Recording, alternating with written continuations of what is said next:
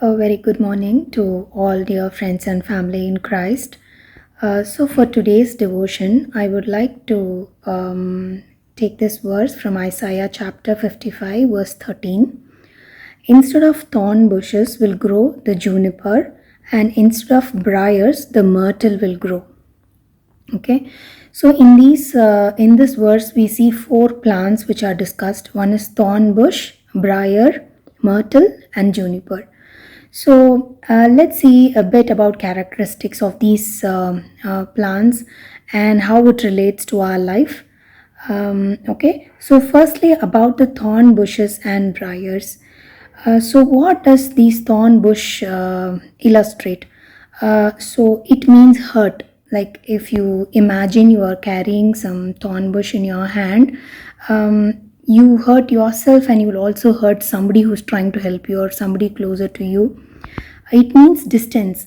Usually, people will not go near a place where there is a thorn bush, and it's usually isolated. And the land where thorn bushes grow is not fertile land. It's usually barren, and it usually is dry.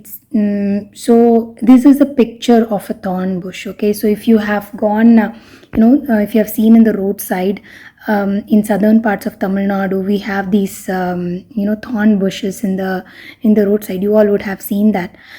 So they say that those thorn bushes actually do not belong to that place. Somebody planted it there, and then it started to grow, and it absorbed all the moisture out of the land and then brought drought. What and it the roots grow so deep that it's very difficult to uproot these thorn bushes. Okay, so relating it to life.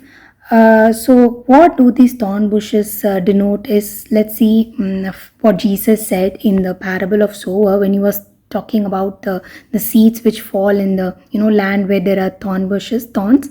So he relates thorns to worries of life and deceitfulness of wealth. So he says that these thorns which is there in that land will will crush the seed, will crush the word from taking root in your heart. The same thorns and thistles are seen as a part of curse in the book of Genesis.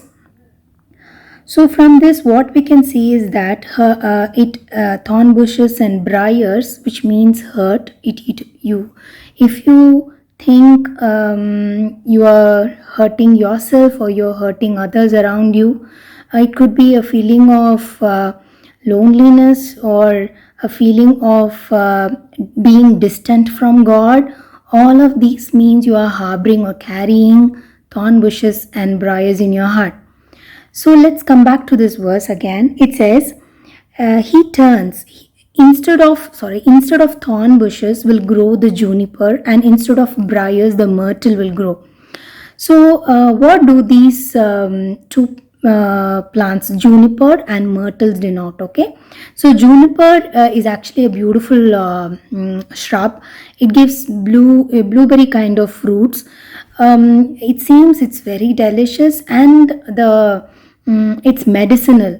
The fruits, the extract from the seeds, be the oil, all of which it seems are medicinal. Also for the myrtle tree, they say that even the leaves, the branches, the fruits, everything, it gives out fragrance, and then it is used in a number of medicinal purposes.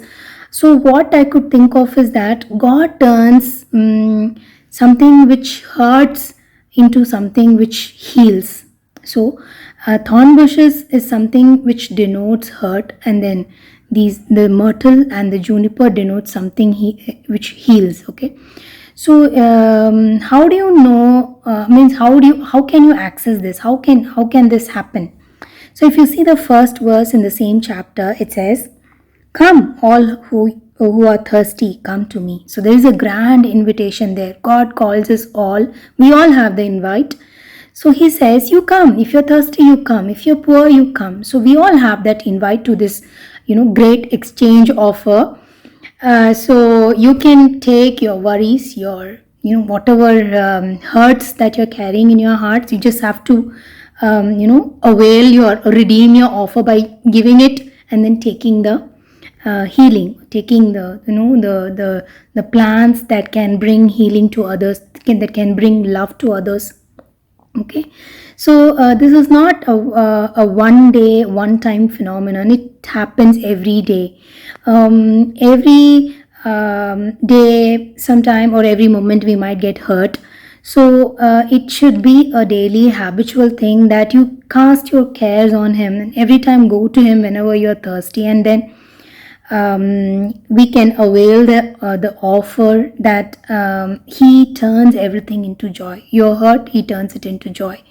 Another verse which I can relate is, which I could think of, is a joyful heart is like a medicine, isn't it? So when I was reading about myrtle and junipers, which these plants are used for medicinal purposes, what I was thinking is, God turns your heart joyful, so you become a medicine to others wherever you are. So we need to examine ourselves to see if we are carrying hurts, if we are carrying worries, or if you're carrying uncertainty kind of emotions in our hearts. We just have to accept the grand invite and then take all these cares, take all these thorns. God will change everything into beautiful myrtle trees and junipers. So let's pray. Father God, thank you for this word that you have given us today. Thank you, Jesus, for this beautiful time of devotion. Every day, Lord, it's like a daily bread, the daily manna that you are giving us every day. Thank you, Jesus, for that. Lord, help us to cast all our cares on you. Lord, so many thorn bushes and briars that we carry. Some bushes we have been carrying for years together, months together. Some bushes we don't even know that it is there in our hearts.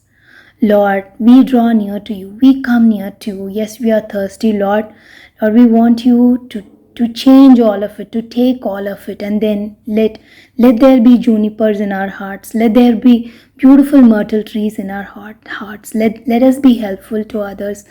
Whoever sees us, let them see a joyful heart in us. Help us to be a beautiful fragrance, spreading the love of Christ, Lord. Be with us, help us. In Jesus' name we pray. Amen.